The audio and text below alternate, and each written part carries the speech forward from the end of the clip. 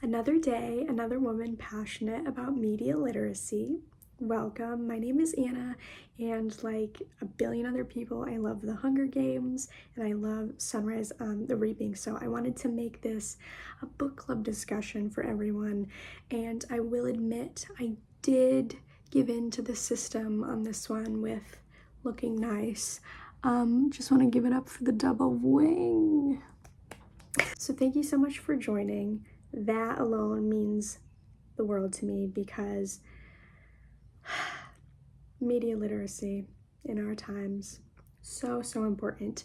And selfishly, a little bit, and also applicably, I first wanted to just lay the foundation that I have a bachelor's in English and communication, and I think I've just realized this book in the midst of this series, in the midst of this exact moment, is exactly why I have the 2 degrees that I have.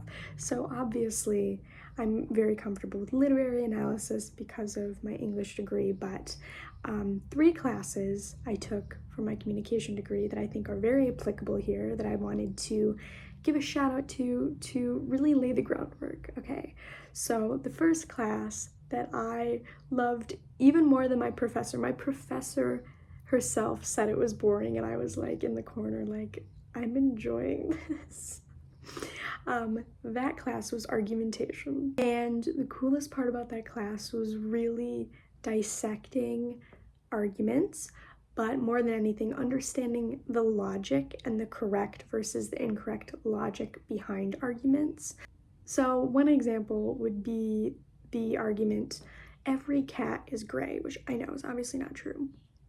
And then the second statement would be, I have a cat. Therefore, the logical conclusion in that argument would be, my cat is gray.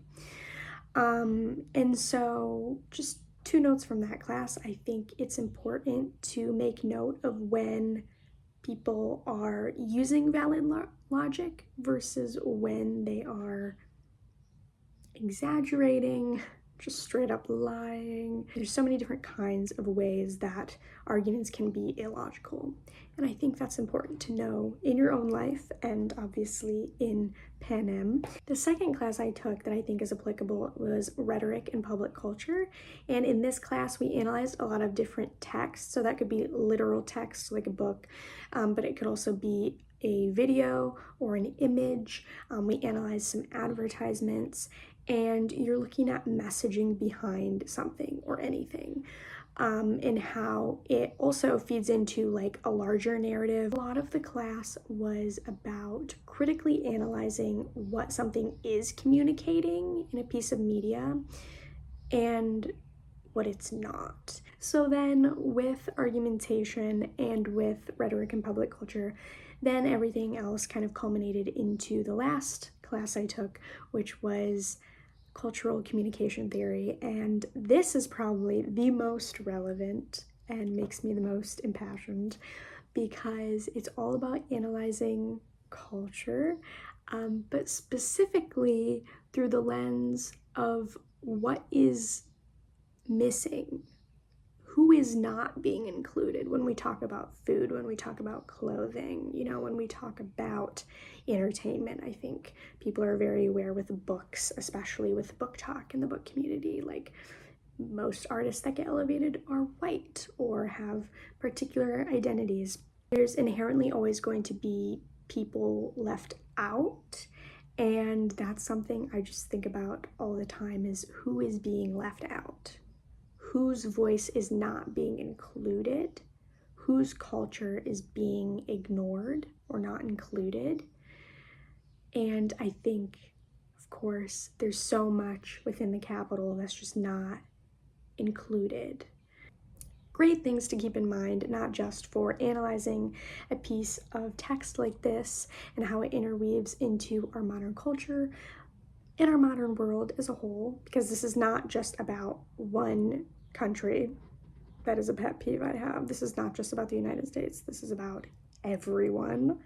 Let's just look at the beautiful book, okay? Because I love having like a physical thing to share on video. I basically just tabbed all my favorite quotes, which I might just finish with, because why not? You know? Overall, I loved this story. It was my favorite in the entire series. And I'm like, I feel like I'm gonna have a whole slew of reactions to that. But I am very confident it's my favorite. I also have Mockingjay here, specifically because I was pulling a couple references of like things Haymitch went through in that book in particular. To me, this book and this series has everything to do with the literal book itself as it does with Our World. And the biggest reason that this is probably my favorite is that to me it has the most layers of application to our world and even to our current moment. I will also say 10 out of 10 recommend listening to the movie soundtracks while you're reading. I did that with all of the rereads and reading this for the first time, even though I realize it will literally have its own soundtrack someday. I sobbed so many times. I am just so appreciative of what Suzanne Collin does. I'm so appreciative of the way she unnumbs all of us to the very real things currently happening right now in our world and that will continue to happen and already have happened. It's been a while since I've dug into like the plot details because I am such a big scale thematic thinker. I know Easter eggs were a big part of this story. I didn't find them to be bothersome. There were a lot of Easter eggs in District 12. I find that realistic because it is such a tight-knit community. I can understand why it feels like too much for Easter eggs as a whole. The other piece of it is the Capitol and all of the Easter eggs within the Capitol. Also found this believable, but can understand why it's too much for some people because of Snow, really. I find this very believable because clearly he can and never did get over Lucy Gray, so I'm completely not surprised that he would have grudges against a billion people, and because of that would have them crop up again and again in his little spider web. Reactions to the story as a whole, obviously we knew a lot of what was going to happen. The biggest standout to me was the fact that Haymitch was helping try to break down the arena, and that was so bittersweet because obviously you knew it wasn't gonna work when that plotline was introduced, but my initial reaction as soon as I read the first page was, wow, this kid is way more innocent than I expected. This character that I've come to know previously is way more innocent than I expected. He's going to have so much to lose, and that was immediately what set me off emotionally. He did lose so much, and yet the thing about Haymitch and the thing that made him one of my favorite characters, so kind of blending reactions and favorite characters, is he lost so much and he faced so much trauma and devastation, and yet we see moments throughout the story where his hope, his childlike hope, still persists, even though, this theme of like, even though it still persisted. Even though the odds were stacked against him in the arena, he still had this childlike hope that he was gonna break the system. And he had that moment where he really thought he did. Even though the odds were stacked against all of the people he grew attached to, who were the other tributes, even though it was inevitable, they were all gonna die, he still had this hope that he could somehow protect and save Lulu, Ampert, Wyatt.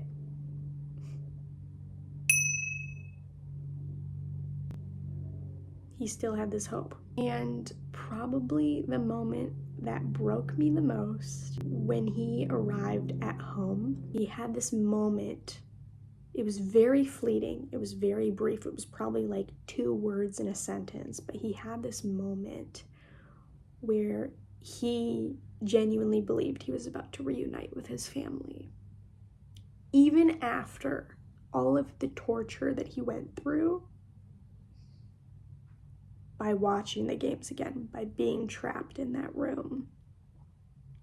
Even after watching all of those horrific deaths, even after having to watch his mom and brother scream and cry just to talk and hold him one more time. He still believed for a millisecond that despite all of that, he was still going to have a reunion. And then, of course, with Lenore, he had this moment where it was like, we're gonna be good, before it wasn't. And of course, later on, we see Haymitch older, and he's much more jaded. But at the same time, you see the beauty in his stubborn hope still persist when he's older because of how much he put into Katniss, because of how much he believed in Katniss. He was jaded, he was cynical, he was traumatized, he was depressed, he was drunk almost all the time, but he still had glimmers of hope. And that's crazy that he lost more probably than any character we've gotten to know so far, and yet it didn't break his ability to hope. I just think that's incredible. And then my other favorite character was Ampert. Just the courage this very young kid had, this determination, these traits that shouldn't be abundant in someone who's about to go into an arena. And I just thought his character was very admirable, and that he kind of similarly had a very resilient hope up until he died. And this idea that there's always odds, but you don't have to let them intimidate you or stack against you. Like, they can just be, and you can also continue on in courage, in hope, in faith. I would hope that Beetee would be proud of him for that. So we kind of talked about mental health a little bit already. I'm very passionate about mental health, so I did want to have some time where we can really dig into the mental health that went on in this story. Actually, that makes a lot more sense why I love Mockingjay and Sunrise on the Reaping the most. I feel the most mental health themes in these two. I think Mockingjay was very PTSD heavy, and Catching Fire was too, but in a little bit of different ways, right? In the ways that it's acted out among the characters. Sunrise on the Reaping is more so like beginning trauma. The craziest part of this is the amount of gaslighting that Haymitch had to undergo when he finished the games.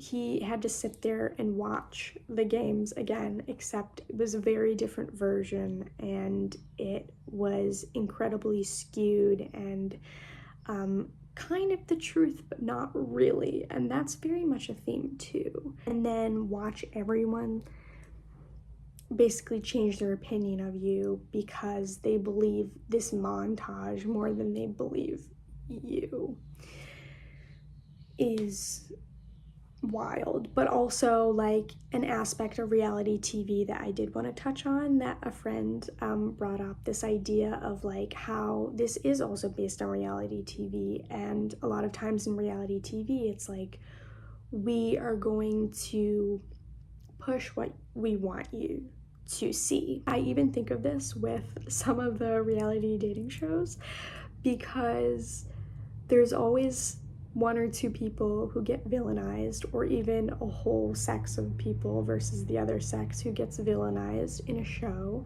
And like, you can always understand why that is the narrative because of what's being shown or the conversations you're listening to or whatever, but at the same time, we are only seeing a very partial truth. Like, we are not seeing the whole context. We are not seeing the whole conversation. There's so much information missing that people are just blindly accepting. And then let alone you have those reunion videos where it's like, we're gonna all dogpile on someone and say they're the worst person ever. And you get all emotionally like, yeah. We see that a bit with Haymitch's games. I'm gonna see if there's any good moments I can pull out. Yeah, so on page 343 in my copy, it says, what they showed during the actual games, I don't know, but in the recap, I'm not even attempting to protect any of my allies. Day 3, the squirrels, as if making a second appearance, swarm Ampert, and then there's a reveal of his skeleton on the ground. Again, I'm nowhere to be found. And then it mainly focuses on the volcano and everything, which he was not a part of. And so, of course, it's obviously, like, not covering his rebel attempt in the arena. He says, it rains, but they've concealed all the bombing's damage. Says they've edited out the cannon announcing Marit's death, and with it the part where Maisley says she's just going back for the potatoes, so it looks like we've really decided to split up. He says, so what am I? A rascal? A cheater even? Maybe. But clearly I do not rise to the standard of a rebel. And now they're starting yard work, so hopefully it's not horrendously distracting.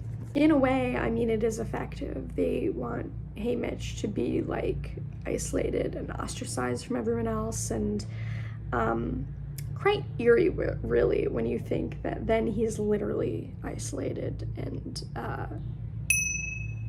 just trapped in that room for so long with the milk and the bunnies. The horrors. I just keep remembering the horrors. A big narrative manipulation tactic is getting someone isolated, and that creeps me out because to me that's also a Christian spiritual warfare theme that I think about a lot. So gross, don't like that. Focusing on this narrative of isolation does remind me of this bigger theme too of government versus the people, corrupt governments, because it's successful to pit people against each other, whether we're talking about a reunion of a dating show or making Haymitch look like he doesn't care about anyone, making people hate other citizens rather than the people who've built a bad system or are running the bad system.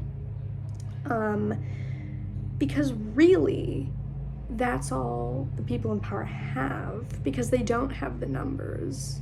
And that's kind of what Hume's quote in here at the beginning is referring to. Power is through opinion when you don't have the numbers.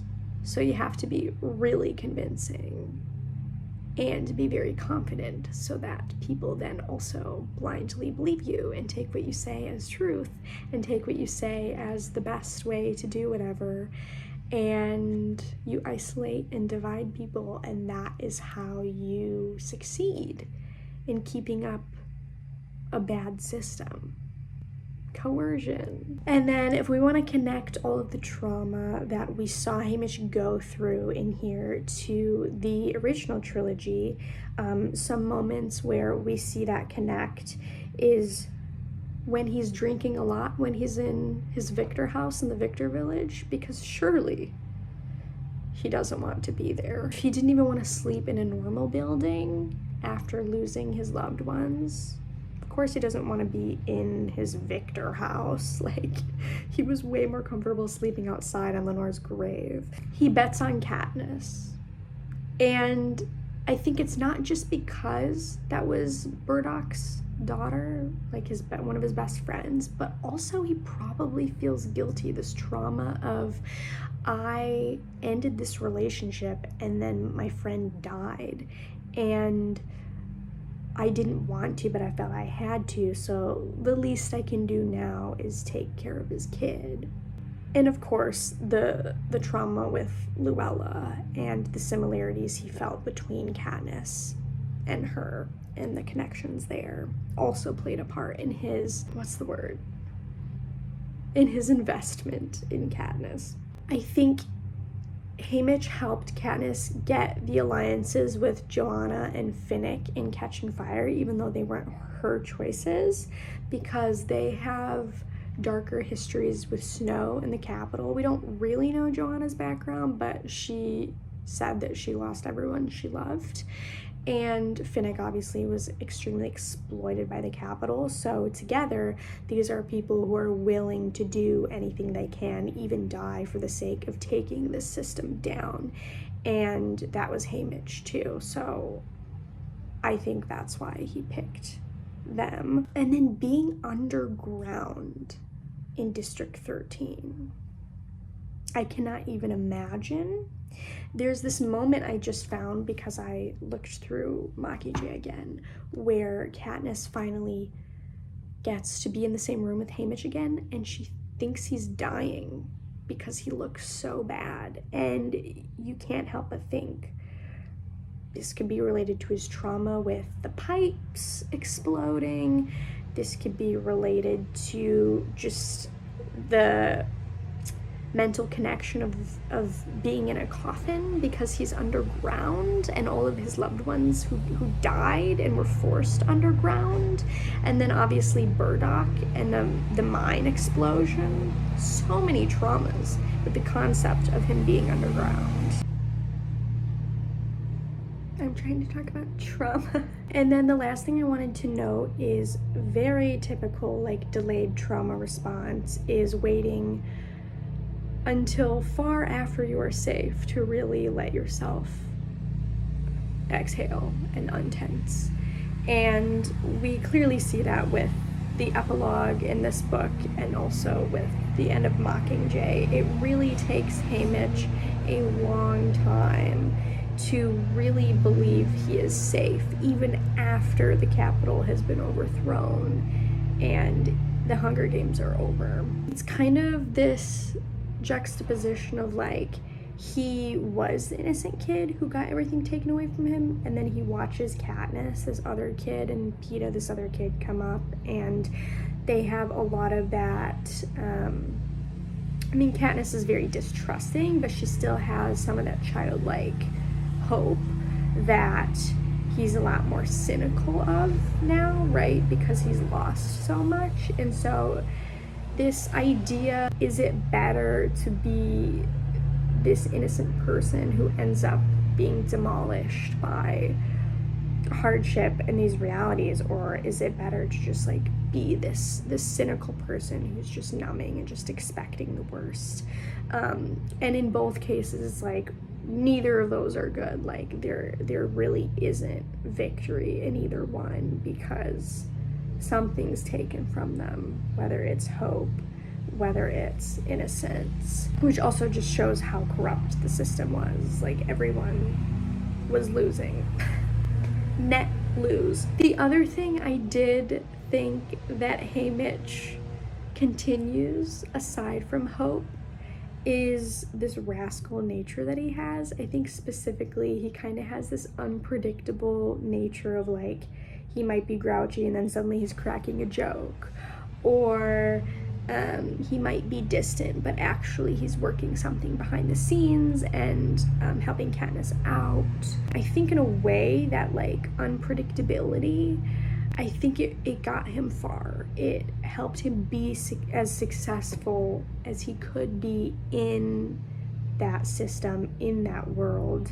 And I think similarly, in a way, because Katniss grew up in a much more distrusting environment, I think in a way his kind of the way he didn't take himself too seriously in being a rascal, I think that eased some of Katniss's tension internally. And I think his rascal nature really won Katniss over and made her trust him, because they're both kind of leery, suspicious people. They're willing to question everything, and that really bonds them. So I guess unintentionally, the way this video is going, we've talked about the more plot specific microscopic things, and we're getting ever larger as we go in this discussion, and that's cool to me. Like I said, my favorite part of this book is not even the book itself. It is the amount of real world applications and parallels.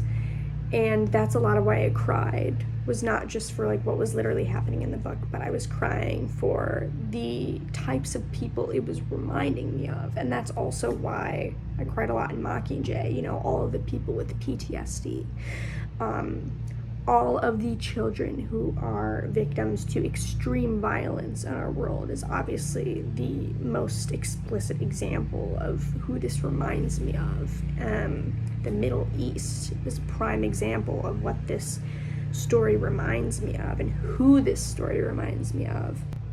And there is that loss of innocence with beheadings, with burnings at the stake, you know. They're very, very real, and they very much are happening, and they are as sickening as the deaths that these tributes face. And yet we try to compartmentalize these types of gruesome deaths in other countries, and even in our own country, in the Western world as a whole, as if they're somehow not the same world, as if you can pretend they're not happening. And again, I think that's what Suzanne Collins does really well. Some people are like, this is so violent, this is so brutal, like, why does she keep writing these? Like, what is the point of this? And to me, it's clear. The point is that it makes me think of real people. Like, it makes me think of real violence, and that is important because it's so easy to be desensitized to all of that with the news, with social media, with things that are supposed to be like helpfully informing you. They're actually like not doing nearly as good of a job as making it real, in my opinion, as Suzanne Collins does in her books. Deception, obviously, especially with propaganda and messaging, like we've talked about already, is a huge theme in this story. You know, with the game's recap, the other huge moment is at the beginning when we see the original tribute get shot for trying to run away, and then the transition to Haymitch as tribute. There's huge manipulation, propaganda going on there. And then, of course, when they are filming the reactions of the families to everything, and even just slicing and dicing everything together,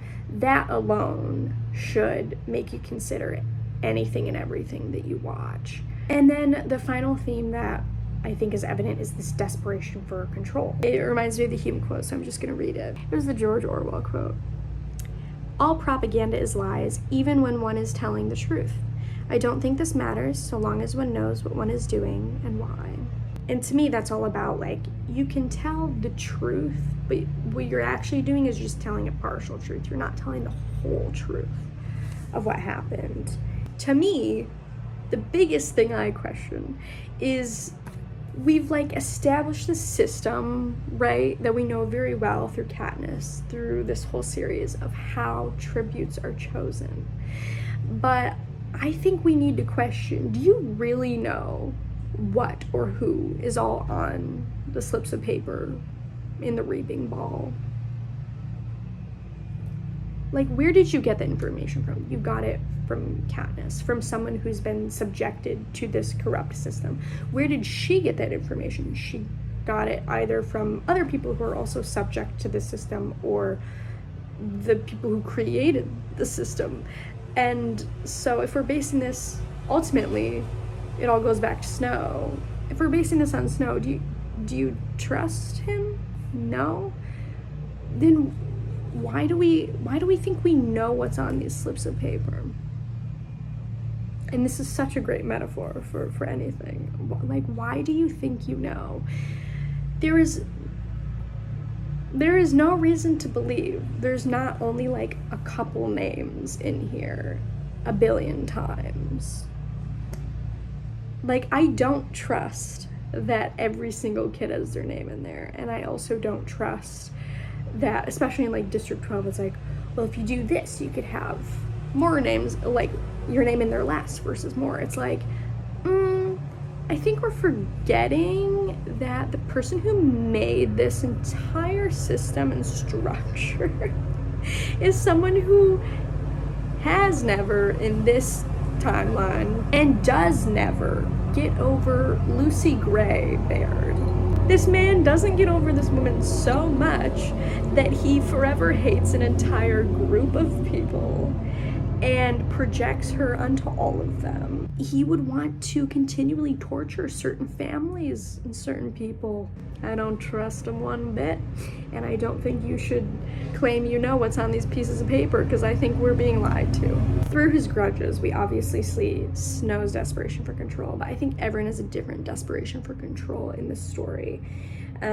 We see the tributes obviously have like most of their dignity stripped away, yet they're still trying to like semblance some control through, I'm going to focus on honing this skill and we're gonna have this alliance and help each other through, even though we know everyone but one person has to die. And then I also think we see desperation for control with the cleaning crew that comes in. That is a moment I will never forget when they're just like, it's like this, it's not a fourth wall break, but just this moment where like, I just saw backstage and I wasn't supposed to.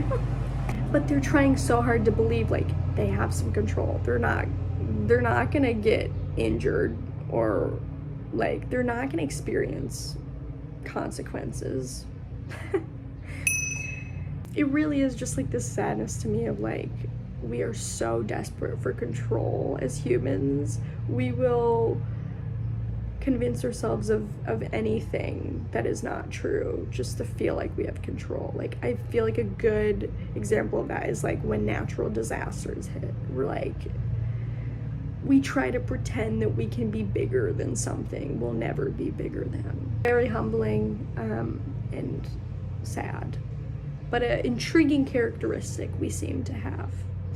Okay, my last big rant is I wanted to get into the whole systemic discussion of what all is being discussed in this book. The first couple parallels I wanted to really highlight, because people in the book club I read this alongside really appreciated this, but the tributes getting ready in the showers, Holocaust, concentration camps,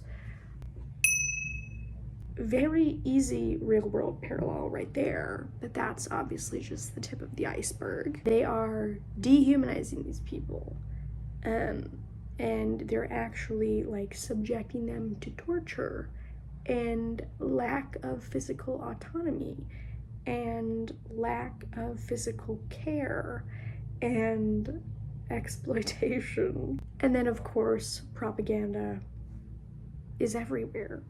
It is among your own country's news, and it is also among international news. And I know it's bad in the United States, but I could only imagine, I'm sure you're not getting the full truth anywhere, because humans tend to be manipulative and not empathetic enough. And so yeah, even just the idea, obviously there's media literacy in terms of knowing what is biased versus what is not, but even saying something's unbiased, it's like, it's still rooted in journalism and or marketing, and both of those things are inherently manipulative in different ways. So it's still built on a manipulative system. That is even why you're like hearing the news to begin with. So I just tend to take everything with a grain of salt and question everything. Please question everything, even if you think it's unbiased. Even if it is trying to be, I think it's still impossible, near impossible, unless you are a first-hand witness, to ever know a story fully of anything that happens nationally in any country, let alone internationally. There's no way you even know the half of what is happening internationally, truly, to a full degree. Lord, hear our prayers for where we are ignorant. So I'm just going to recap the other quotes that were cited at the beginning of the book. We already read Orwell's, but then we also have William Blake, who says, "A truth that's told with bad intent beats all the lies you can invent." And then two David Hume quotes that are the most poignant to me. The first one is, nothing appears more surprising to those who consider human affairs with a philosophical eye than the easiness with which the many are governed by the few, and the implicit submission with which men resign their own sentiments and passions to those of their rulers. When we inquire by what means this wonder is effected, we shall find that, as force is always on the side of the governed, the governors have nothing to support them but opinion. It is therefore on opinion only that government is founded. And this maxim extends to the most despotic and most military governments, as well as to the most free and the most popular. They do not have the volume. They only have confidence in opinion and manipulation and coercion to buy into their opinion. And that even goes for voting systems as a whole. And then his final quote is, that the sun will not rise tomorrow is no less intelligible a proposition, and implies no more contradiction than the affirmation that it will rise.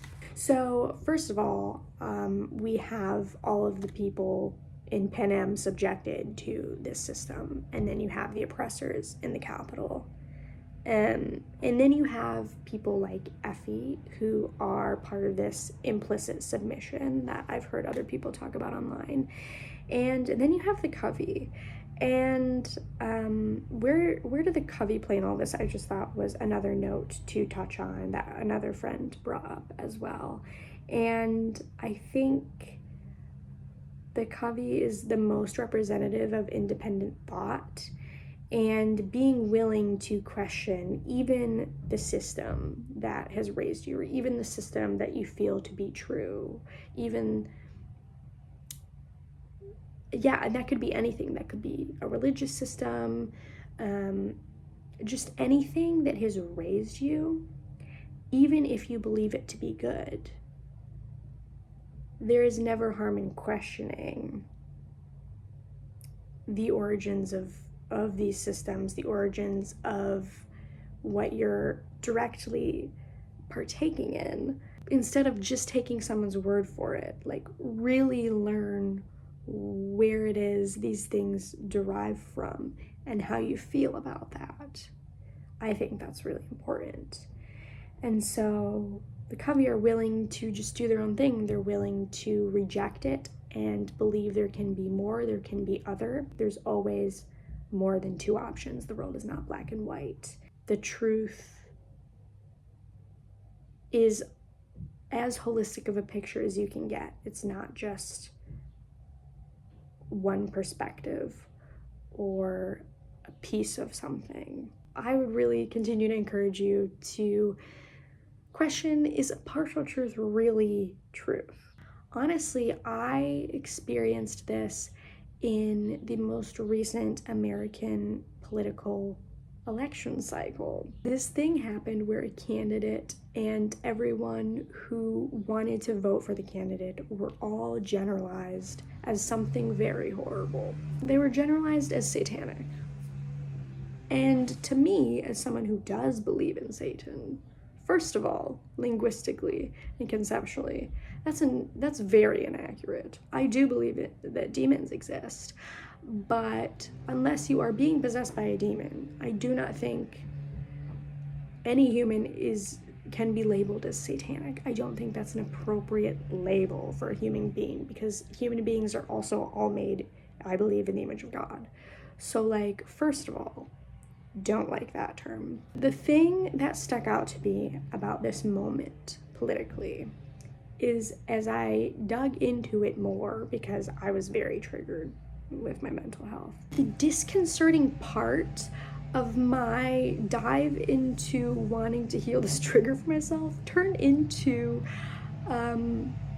great unease that people believed they knew exactly what was said and why and what happened and why. And I know that we know in our current age that we can't just blindly believe what we hear or what we see.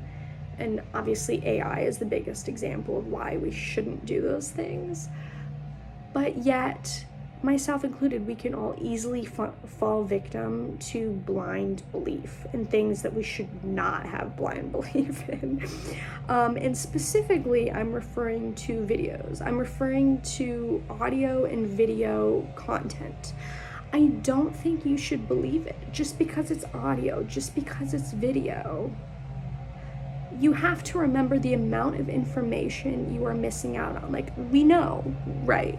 With Haymitch's games, we missed out on a lot of visuals with what was going on with him while the volcano was happening. You're missing conversations, you're missing entire scenes of what went on, you're missing key players in the events that are going on. And so similarly, regardless of what you feel about that example that I was alluding to, it was this real life moment where I realized we are making assumptions even though we did not have the full conversation. We did not have the full context of who all was directly involved in the conversation.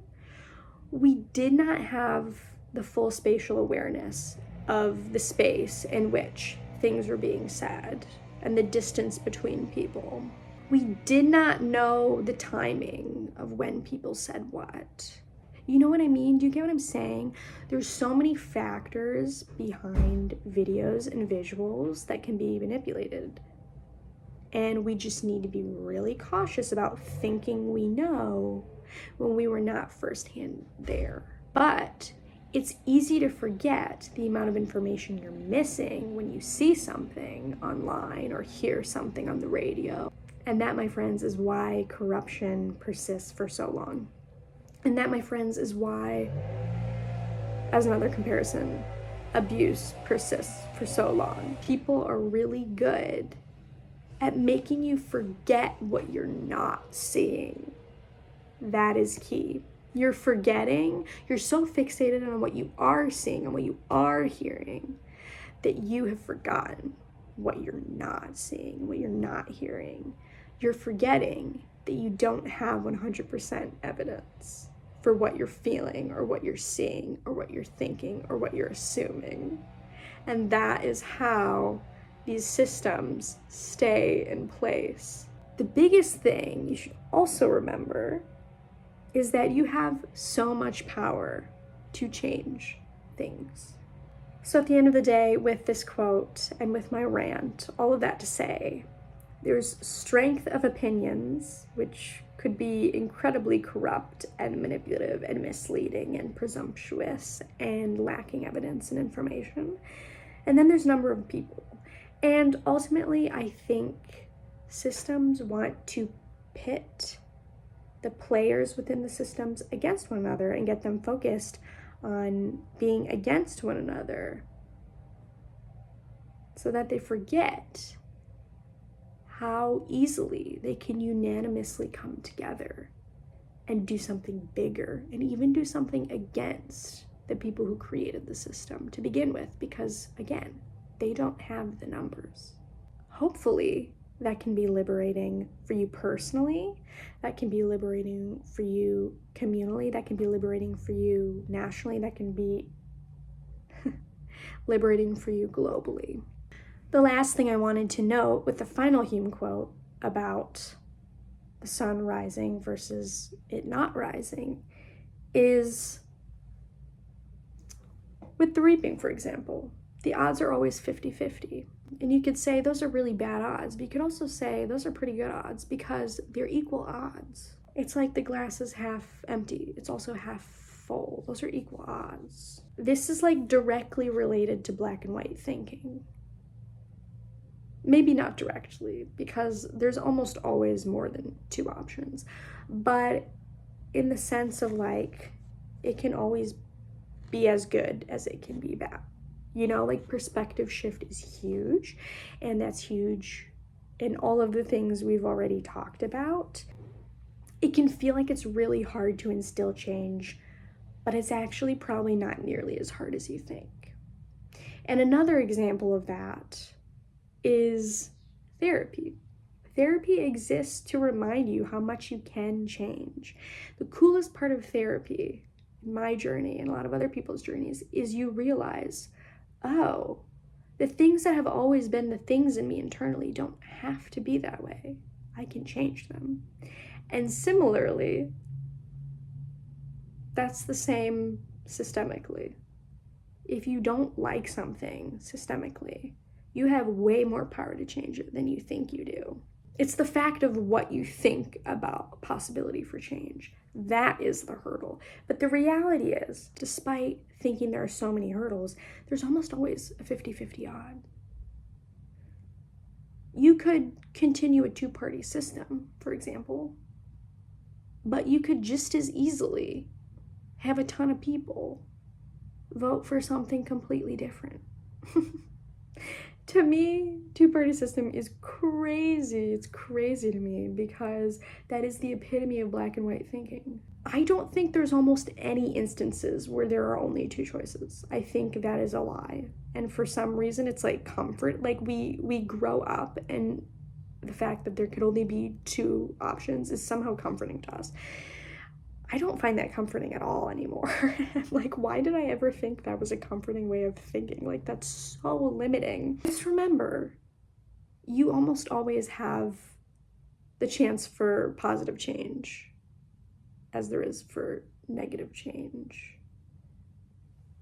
Whether we're talking about corrupt systems, corrupt governments, you have so much more power than you think you do.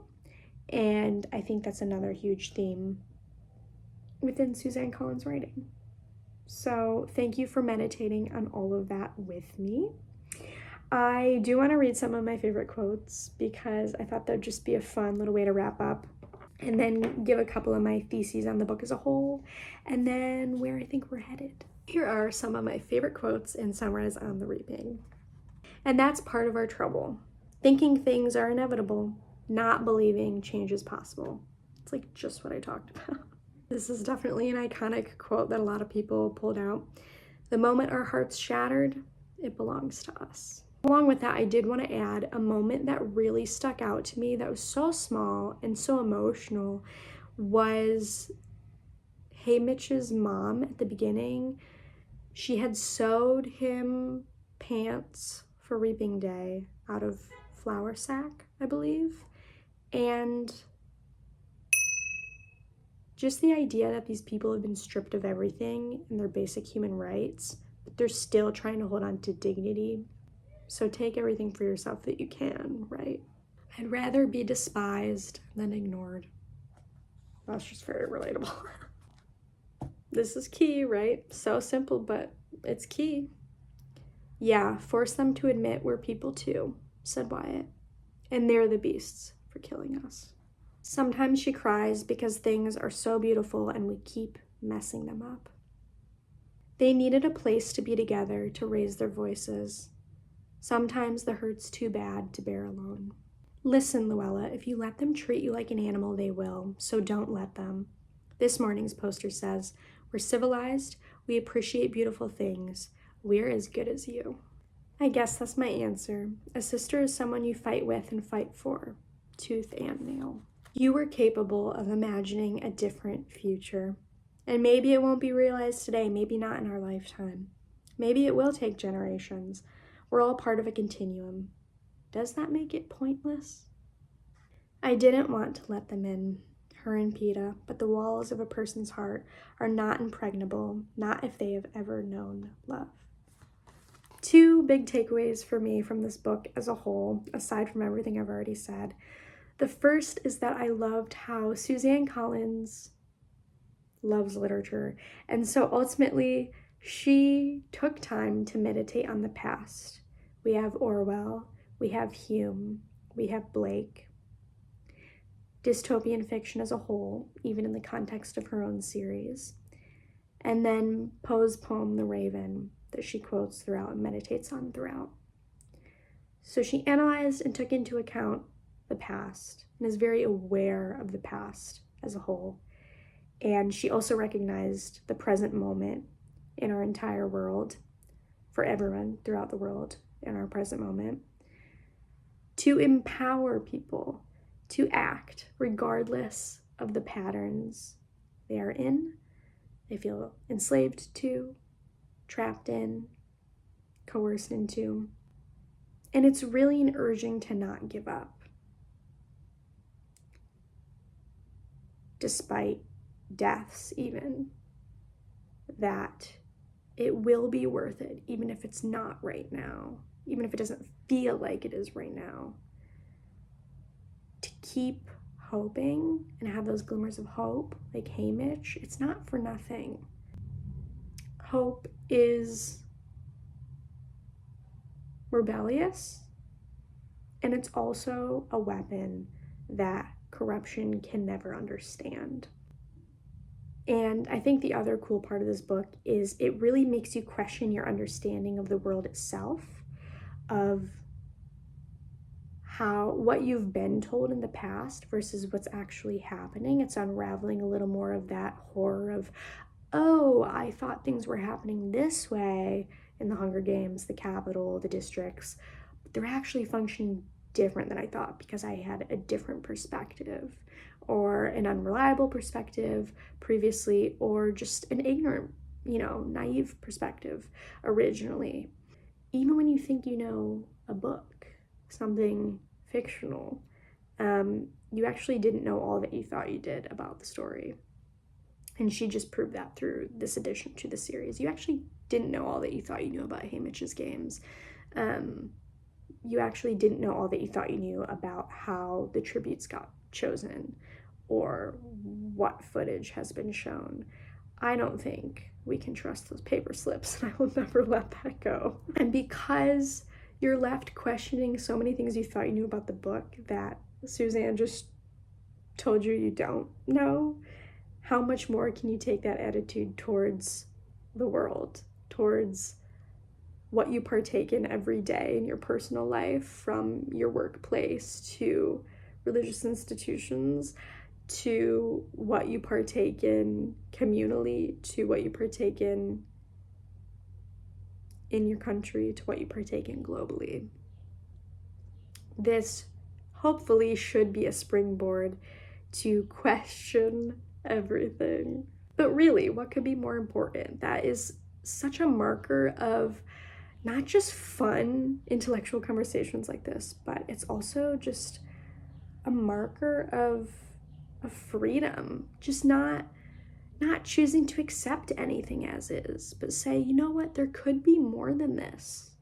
I think that's a huge piece of breaking generational trauma, right? It's like, I know we've always done this, but maybe we don't have to. Maybe there could be more, there could even be better. Believe it or not, even if you've never known anything differently, even if you've been born into certain things, maybe it could be better. And maybe you could also make it better for the people above you, your ancestors who didn't think it would ever be any different. And maybe you can also show through your questioning and through your hope that they can have that too, that they can change too. Whether we're talking about therapy, whether we're talking about systems that you partake in, whether we're talking about governments and relations to other countries and other people. I really do hope that ultimately this has got you thinking about things that you have felt in your life, that you participate in your life. I hope you can use questioning to find a more fulfilling and hopeful life. And yeah, I think we also have this weird narrative that crops up in humanity where it's like questioning is bad. And that's just not true at all. That is not true at all. I think the people who are the most curious, the people who are the most open to change, are oftentimes the people who are the most confident and content and actually the least afraid. Finally, what do I think is next? I think there easily could be more that Suzanne does. Am I expecting her to? Absolutely not. But I think she culturally and globally does a fantastic job at helping people come to terms with a lot of things they like to avoid and escape from. And I think that will never not be important. So I would always accept further stories if she chose to make them. But also, these are so wonderful to go back to, and I know that at least once a decade I will continue to go back to these. They age so well, so relevant. There's not a doubt in my mind 10 years from now I'll get way more out of these than I did now. But I have 3 theories, and I feel like these are the main 3 people that I hear other fans talking about. If we were to explore any other stories in Panem, I mean, this is my bias. Personally, I would really love a Finnick story. That's not to say it would not be also very tragic and horrible and heart-wrenching. It absolutely would be. But if we're talking about themes, if we're talking about systems, I think the way it would touch on exploitation would be phenomenal. More than any other character, more than any other story. Even obviously there's still been exploitation, but I think Finnick's story would just blow this theme out of the water. And especially in terms of like human trafficking, I think his story would be very impactful and very necessary and open up great discussions in that way, and I would really enjoy that. Effie's story, I think, would be another huge dive into implicit submission even further and growing up in a system that you didn't choose that is corrupt and just finding your way and what that means. She could be someone who's in the best position to start displaying that theme of questioning everything, and that would be something I would find fascinating to follow, is someone who starts questioning absolutely everything in their life because they're like slowly being revealed this horror of, wait, I'm a part of this thing I don't like. And then I think Plutarch is the final person that a lot of people would enjoy a story from, and it would be a bit of a different angle as well of not just being a part of a corrupt system, but infiltrating, being initiated is not the word I want, but you know, like being taken into this system, being a student to the system, but then also like, I guess he's kind of more so morally gray, but if there was a concept there for how to also like be disguising himself for survival in this system because he's not actually wanting to be part of it or on the side of the oppressors, I think that could also be another fascinating angle to analyze. And ultimately, I think all of these stories would be interesting because each character's vantage point is a different type of person in a culture and in a country. And so, you know, we have our Haymitches, our Katnisses, but we also have our Finnicks and our Effies and our Plutarchs. And for that reason, I think it's not just a little bit of a different perspective on these systems and corruption, propaganda, but it's also calling out different kinds of people in ways that you might not be able to relate to Haymitch's story as much as you could relate to Effie's. And so I think even audience-wise and conviction-wise, those different characters' stories could be really useful to a lot of people. And not conviction for the sense of shame, but conviction as in terms of wanting to participate in a healthier, more joyful world, to be better for everyone and not just self-seeking or what's comfortable to one person. May the odds be ever in your favor, because they're 50-50. And I'll talk to you guys soon. Bye. I'm like, oh, the lawnmowers are like basically done. It's like, actually no, the weed whacker is coming.